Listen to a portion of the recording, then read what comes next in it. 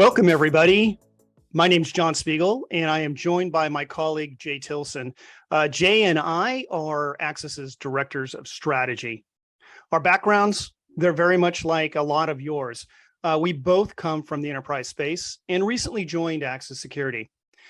Jay and myself, our mission is really, simply put, is to help you. We're here as a resource for you, the person on the front lines making the transition to an SSE style format for your technology to deliver your applications securely, but also with resiliency and redundancy.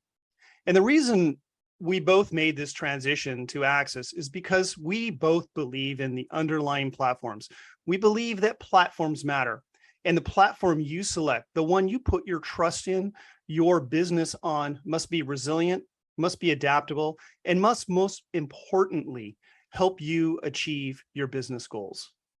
We both believe this is an area you cannot sacrifice, and it's one that you need to take a hard look at as you make this transition and select your SSE vendor.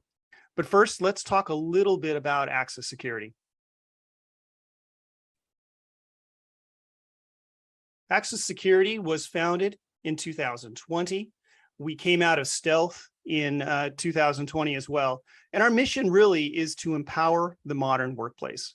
Our goal, simply put, is to bring harmony to the complexities of networking and security, so you can deliver a solution based on the best of breed technologies. Our goal really is operational simplicity. The less technologies you need to manage, the more time you have to grow your business. Our company, we exited stealth in 2020. We are well funded by some of the largest VC firms out there with round C of well over $100 million. But most importantly, our footprint of globes covers the globe with over 350 POPs worldwide. Our underlying platform, it provides you a modern approach to deliver applications securely. It includes redundancy. It is built on the cloud giants, so you can bet that outages, issues with network performance, we have those things covered. And today we're going to discuss how you can leverage some of the new innovations that we recently came out with in the networking space to deliver your applications and work around some of the cloud outages that we've seen in this new decade.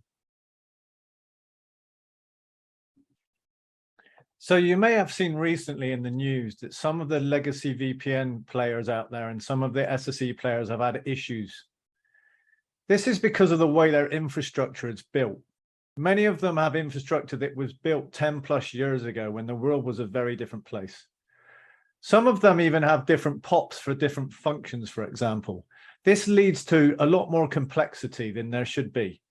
Some also pin their users to specific POPs, which means that there are likely to be issues when that POP fails and the users are likely to see outages.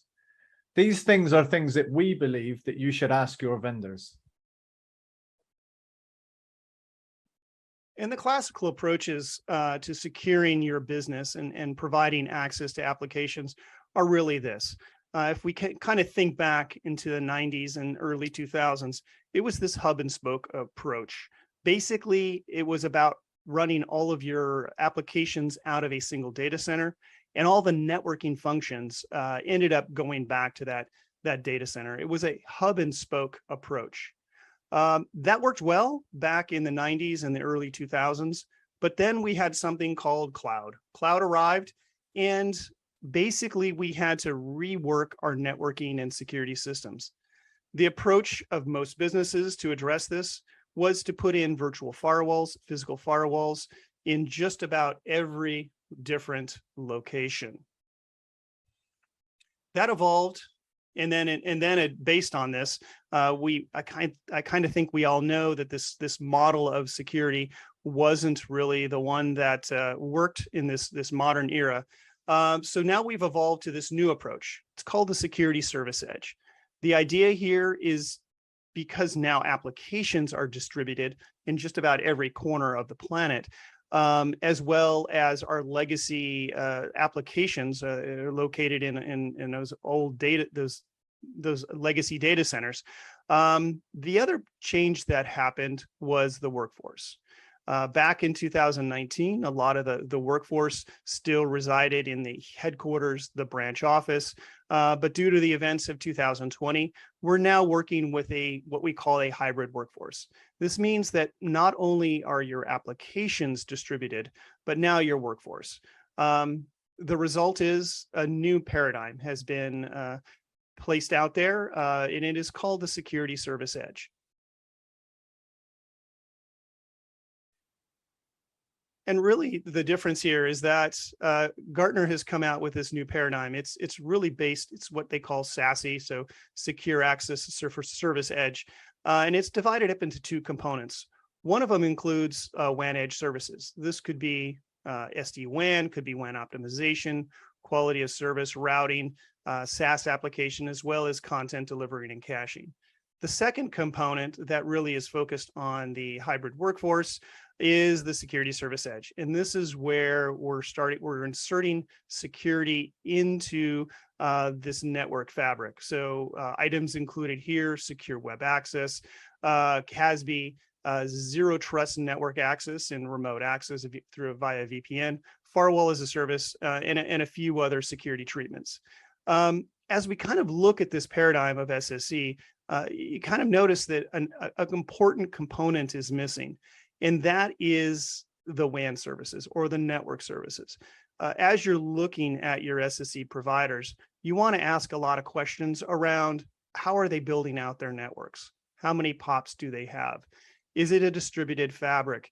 Does it include, is it a single fabric, or is it one that is resilient? Is it built on multiple clouds? Are there multiple paths? Is there redundancy? It kind of goes back to a lot of the same types of questions we would ask in the past when we would build out our wide area networks. Would you build out a wide area network over one provider? Would you not include redundancy? I think we kind of all know the answers to this question. So when you're considering a transition over to SSE, these are the types of questions you want to ask: is underlying the platform, the service that the vendor is providing, how are they doing redundancy? Is it including multiple paths? Are you pinned to a single POP? These things matter, and they're not often talked about in the marketing, in the conversations you have, but these are critical questions that you need to ask. So what is Atmos? Well, Atmos is a full SSE platform. It's all in one portal. There are no multiple portals. Things are not in different areas. And that means that ZTNA, SWIG, CASB, and digital monitoring are all in a single pane of glass, all covered by a single data lake. We secure your traffic no matter whether they are, or your users are accessing on-premise based systems, SaaS-based systems, or the internet. Everything is secured. Users and their machines are checked against postures that you define, and all of this is done before any access is granted, and you have full visibility. Users are then connected directly to an application and not to the network. There is no pass-through connections and no lateral movement. Users are never put on your network at all. This is all based on a single pass architecture. And the key aspect here is, how do you distribute that network? Is it over, again, a single fabric? Is it over a series of POPs that you're pinned to? Or is it delivered over multiple cloud providers with multiple POPs that cover the globe completely? With Access Security, we leverage the cloud giants. So we're riding on AWS, Azure, Google Compute, as well as Oracle Cloud.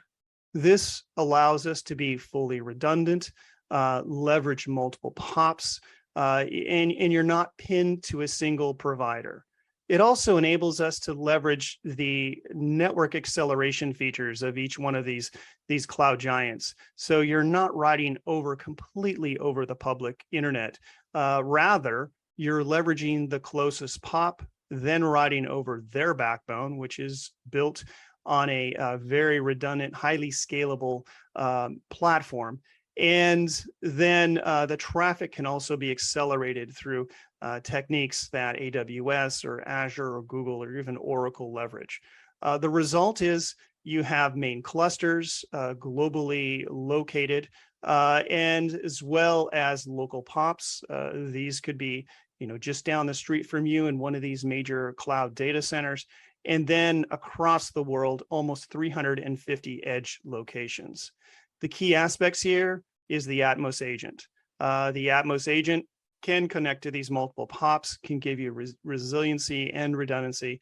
And then within your local data center or your cloud presence, we also offer the Atmos connector. So there are a number of things that we think you should consider when you're talking to your vendors. You really should consider all of the use cases that you are going to be dealing with. Reach out to your vendor and discuss those use cases. Those are likely to include employees, partners, and third parties. And with those use cases, it's likely that you'll require both agent and agentless access. We all know how difficult it is to get an agent on a third-party machine. Think globally and not just locally. It's also likely that you'll need to consider many different types of applications, both those legacy applications and modern applications.